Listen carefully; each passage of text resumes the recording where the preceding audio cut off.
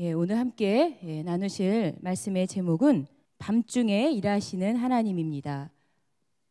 본문 말씀은 출애굽기 12장 42절이 되겠습니다. 밤에 어떠한 구속 경륜이 있는가를 함께 살펴보는 시간이 되겠습니다. 요즘 교회와 또 우리 성도들의 모습을 보면 마음도 어두워지고 또 교회 전체적으로 어두워진 것 같습니다. 그야말로 교회가 밤을 만난 것과 같습니다. 이 나라도 마찬가지입니다. 전쟁의 불안한 위기 속에서 온갖 불법과 또 무질서가 난무하고 공의가 땅에 떨어진 그러한 시대의 밤을 만났습니다. 개인적으로도 마찬가지죠. 개인적으로도 보시면은 실패의 밤, 고독이라고 하는 밤, 또 질병과 여러 가지 환란으로 인해서 절망의 밤을 맞고 있는 사람도 있을 것입니다. 밤은 빛이 없는 캄캄한 시간입니다. 우리 인간은 밤에 아무것도 할 수가 없습니다. 그저 자거나 쉬거나 혹은 기다림의 시간일 뿐입니다.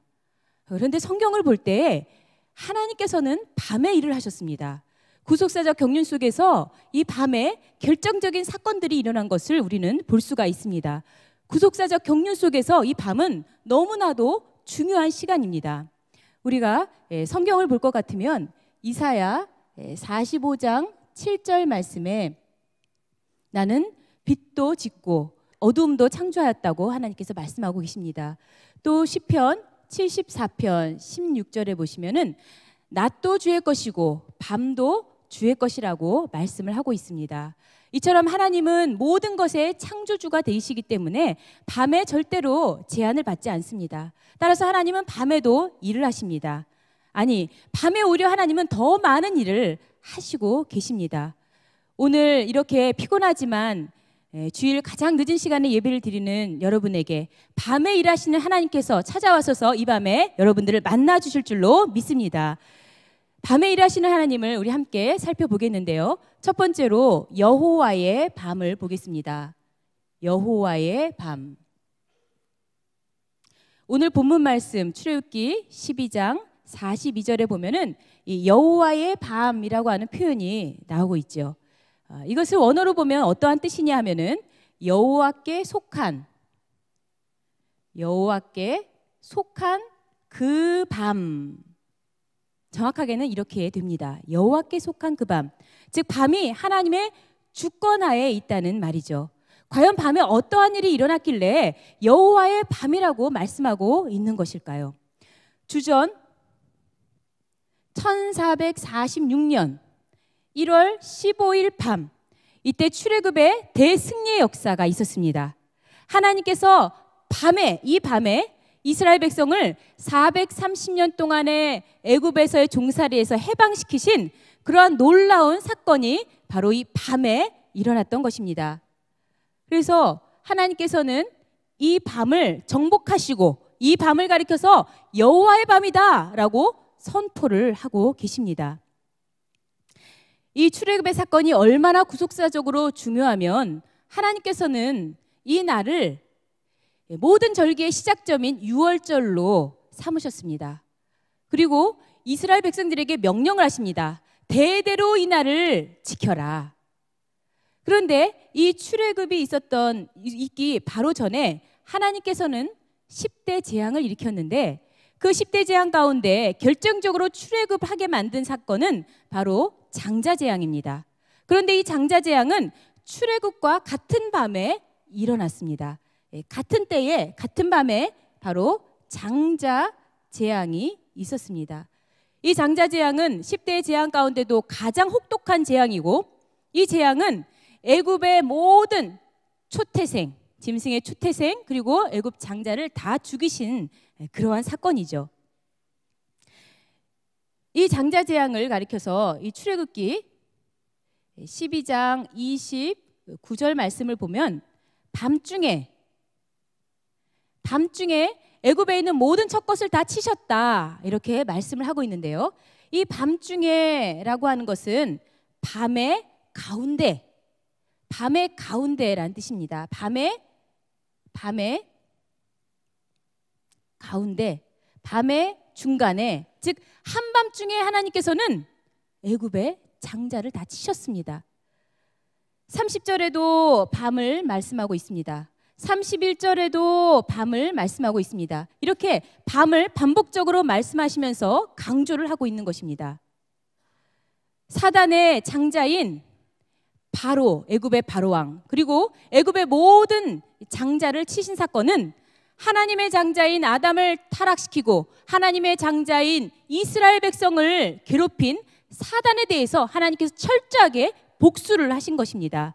오늘 이 밤도 하나님의 장자인 우리 성도들을 괴롭히는 모든 마귀 사단을 하나님께서 굴복시키시고 하나님께서 철저하게 심판하는 그러한 역사가 일어나고 있다는 것을 믿으시기 바랍니다. 두 번째로는 기적 사건을 보겠습니다. 하나님께서는 놀라운 기적들을 밤에 일으키셨습니다. 그 가운데 우리가 이 홍해를 가르신 사건을 볼 수가 있죠. 홍해를 가르신 사건. 하나님께서는 출애굽기 14장 21절 말씀에 밤새도록 동풍을 불러일으켜서 그 바닷물을 가르시고 그 바닷물 사이로 길을 내시고 마른 땅이 되게 하셨습니다. 이 밤새도록이라는 말은 히브리 원어로 볼 때 밤이라고 하는 단어가 들어가 있죠. 그래서 라일이라고 하는 밤이라고 하는 단어와 모든 전체를 뜻하는 콜이라고 하는 단어가 합성되었는데요. 즉 모든 밤 내내 하나님께서는 이러한 놀라운 기적을 일으키고 계셨던 것입니다. 또한 두 번째로 우리가 만나가 내린 사건을 볼 수가 있는데요. 이 만나 사건 역시 밤에 일어났습니다. 민수기 11장 9절 말씀에 밤에 이슬이 지내 내릴 때에 만나도 같이 내렸더라. 이 밤이라고 하는 이 단어 역시 라일이라는 단어가 사용이 되고 있습니다. 잠자고 있던 이스라엘 백성들은 아침에 잠이 깨서야 그 신비스러운 만나가 내려진 것을 보게 됩니다. 권세자의 떡, 이 하늘의 양식인 만나를 하나님께서는 밤새 내려주셨던 것입니다. 이렇게 하나님께서는 우리가 잠자는 동안에 또 아무도 생각지도 못한 그 시간에 하나님께서는 기적을 베푸신다는 것을 잊지 마시기 바랍니다. 세 번째로는 초림과 재림입니다. 초림과 재림. 주님이 오시는 시간은 바로 밤입니다. 밤. 먼저 초림을 보겠는데요. 이 초림의 사건은 예수님이 탄생한 것과 관련해서 모든 것이 밤에 일어난 것을 우리가 알 수가 있습니다. 누가복음 2장 8절 말씀에 이 목자들이 밤에 밖에서 양떼들을 지키고 있었습니다. 우리가 보통 찬송가 가사에서도 있지만은 예수님이 나신 밤을 가리켜서 고요한 밤, 또 거룩한 밤 이렇게 얘기를 하죠. 이 고요하고 거룩한 조용한 밤, 어떤 일이 일어날지 아무도 예상하지 못했던 그 밤에 하나님께서는 놀라운 역사를 일으키신 것입니다. 그래서 이 목자들이 천사의 예고를 받은, 그래서 하나님께 영광을 돌린 이 역사적인 사건들, 그리고 동방 박사들이 아기 예수를 경배하러 갔던 이 모든 일들이 다 밤에 일어났습니다. 그래서 이 어두운 캄캄한 밤에 하나님께서는 우리를 사랑하셔서 쉬지 않고 별을 동원시키시고 천사를 동원시키시고 목자를 동원시키고 또 동방 박사를 동원시켜서 예수님의 탄생을 준비하셨던 것입니다. 이 밤을 가리켜서 요한복음 1장 5절에도 말씀을 하고 계시죠. 예수님이 이 캄캄한 어둠 같은 밤에 빛으로 오셔서 모든 어둠을 밝히시고 있는 것인데, 요한복음 1장 5절에 보시면 빛이 어두움에 비치되 어두움이 깨닫지 못하더라 이렇게 기록하고 있습니다. 두 번째로 재림을 보겠습니다. 초림과 마찬가지로 재림하시는 주님도 캄캄한 밤중에 오실 것입니다. 왜냐하면 데살로니가 전서 5장 2절에 보시면 주의 날이 밤에 도적같이 온다, 이렇게 말씀하고 있기 때문입니다. 주의 날이 밤에 이루어진다고 성경 곳곳마다 우리에게 말씀을 해주고 계십니다. 예수님께서 종말에 대해서 우리에게 가르쳐 주시는 여러 가지 말씀 중에 우리가 열처녀의 비유를 들 수가 있는데요. 그 열처녀의 비유를 보시면은 신랑이 오시는 시간이 바로 밤중입니다. 마태복음 25장 6절 말씀에 보면은 밤중에 신랑이로다 하는 음성이 들립니다. 밤중에, 이 밤중이라는 단어를 헬라어 원어로 보게 되면은 메세스 데 니크토스, 메세스 데 니크토스, 이게 무슨 말이냐면 니크토스는 밤이라는 말이죠. 그리고 메데스는 가운데입니다. 그래서 밤의 중간에, 밤의 한가운데에, 이 말은 한밤중을 가리키는 것이죠. 한밤중에 아무도 예상치 못하고 모두가 잠자는 그 시간에 신랑이로다 하는 음성이 들리는 것입니다. 재림에 이 성도들이 어떻게 해야 되는가 하는 이 교훈을 담은 예수님의 비유를 또 하나 들어보면은 우리는 누가복음 12장 38절에서 40절 말씀을 우리가 볼 수가 있겠는데요. 이 내용을 보면은 주인이 혼인집에 갔다가 집에 돌아옵니다. 근데 그 돌아올 때에 종이 깨어 있으면서 주인을 맞이하는 자가 되라고 이렇게 교훈하는 내용입니다. 그런데 당시에 혼인 잔치는 밤중에 이루어지죠. 따라서 이 주인이 집에 돌아오는 그 시간이, 다시 돌아올 때 그 시간을 이경이나 혹은 삼경이라고 했습니다. 이경이나 혹은 삼경이라고 말씀을 하고 있죠.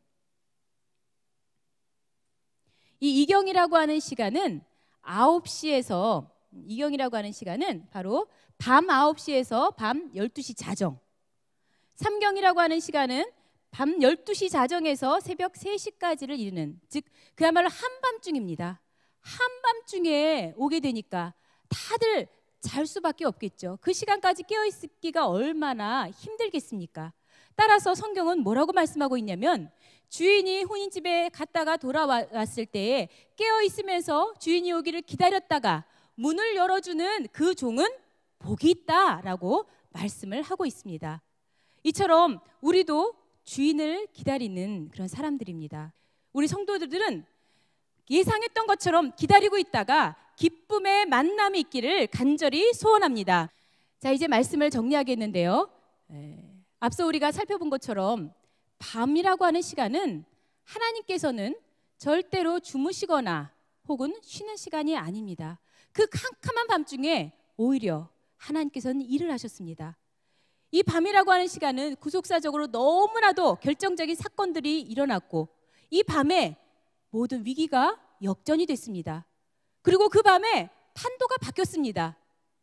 그래서 이 밤은 우리가 절망하고만 혹은 낙담하고만 혹은 아무것도 안 하고 막연히 있는 그런 시간이 아니라 오히려 더 하나님이 일하시는 것을 목격하고 하나님이 일하시를 간절히 고대를 해야 되는 것이죠.